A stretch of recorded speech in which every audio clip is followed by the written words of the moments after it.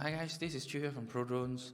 So, if you are an M300 user, you would have noticed with the recent updates that you've switched from DJI Pilot 1 to Pilot 2. We're getting a lot of questions on how do I do this, how do I do that, or this used to be here or there. So we've decided to put together a video to show you actually how things have changed. All your features are still there, it's just in a different way. So we're going to show you how it's different now. So when we're going to do this comparison, we've put together the screens layout side by side. So on your left is Pilot 2, on your right is Pilot 1, and we will go through, we'll highlight where the differences are. So the first thing is Academy, since that is in the center, has shifted from the upper right hand corner to now in the middle. So that's where you will go and download your user manuals, as well as any other information that you want about your drone and anything about the usage of your drone. Next is Mission Flight. That has moved to the left. It's now been renamed Flight Route. Now once you open Flight Route, there's a small change. So the first thing is you can now use KMZ files as well. You don't need to worry about having KMZ files loaded in and not being able to open them, because previously Pilot 1 only accepted KML files. The rest is the same when you tap on create a route or when you have routes already. It's exactly the same as before. If we look at the lower right hand side, so you traditionally would have to tap on that small Earth logo to enter FlightHub 1.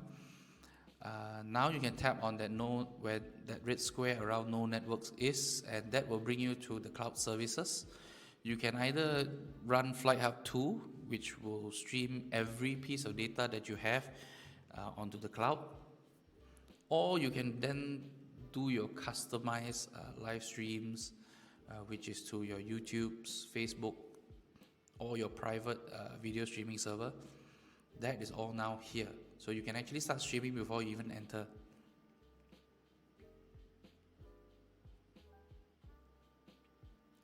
HMS has been replaced by that where the warning logo is. So that tapping on that will bring you to the HMS. So one thing to note, there are a few new things. One is they've shifted and separated the data management and the user login access from the 3-bar menu on the upper right to two separate logos on the upper left. The other thing is where you see it says max altitude 1,500 meters. That will give you a live information of where you are and the flight restrictions of that particular place you are at. Now once you tap into the camera view, as usual you have your Preflight Checks. The Preflight Check menu has been tidied quite a bit. It's a bit more neat, and it's also now easier to increment your return to home altitude, max altitude, as well as the settings for the battery warning. That's a little bit clearer now. The way warnings are displayed also have changed. Previously you would have the yellow color bell that would give you all your warnings. Now it's color coded based on severity, and you see it from the upper left hand side where it just used to say battery status error. Now you have descriptions scrolling through.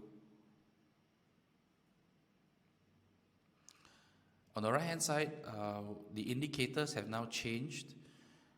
The way GPS is now shown, the number of satellite locked is very big, it's very clear, so it's a lot easier to see. What you have lost is the indicator for your sensors, and previously you would have two separate signal strength bars, one for the remote, one for the video link. Now they are both bundled together into the RC logo, where it's basically like a traffic light, green, yellow and red for severe. Once you've lost link, it goes gray. Battery is simplified now to a simple percentage with a bar for each battery. For the camera menu, it's a bit tidy. It looks a bit more like the DJI Fly app. So instead of that slider to switch between your video and camera mode, you will get a big video camera logo when it's video mode, and if you tap on it, you'll switch to camera mode.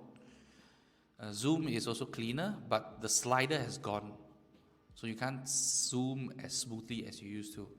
Also, the image settings parameter menu has shifted. It's no longer below the album. It's gone to a new location on just above the zoom slider. We'll take a look at that later. Now the menu is different by a little bit. So you would have some of the options taken away already. For example, you can see the photo mode menu is gone, and where you set the photo mode is on the picture logo above the shutter button. Another place where this has changed is once you're in the zoom camera mode.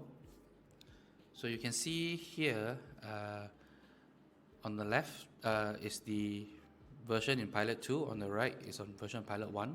Bulb, which is for the strobe lights, has moved to the FPV view in the menu settings. On the left, where you see that LED looking picture, that's for the light strobe, and below that is for the discrete mode. So this is for the strobe light, and this is for the discrete mode. Next would be the smart tracking. The logo is still the same, but it's on the left right now and only visible in the zoom camera view. This light looking logo is to turn on the laser rangefinder. This one below it is to reset the camera position, the gimbal position. And the blue diamond on the top is for our pinpoint locations. It works the same, but this time it saves everything. So you don't have to reset it every time the system is turned on. In thermal camera view, it's a little bit different now. The thermal zoom is just below the normal zoom slider, where side by side is now a one tap option. Instead of having to go into the IR menu, FFC is still there as one tap. But more importantly is, if you want to select your palette, you tap on where the color and the thermal range is indicated. So tapping on that, you actually select the palette. So I hope you find whatever you've seen in this video useful. It took us quite a bit of exploration as well to find these things. We had to put one camera with an updated remote and one that wasn't updated side by side to slowly find the differences. If you like what you saw, please do like and subscribe. If you need more information, just email us or just drop us a message in the comments below, and we'll get back to you when we see it. As always, thank you and fly safe.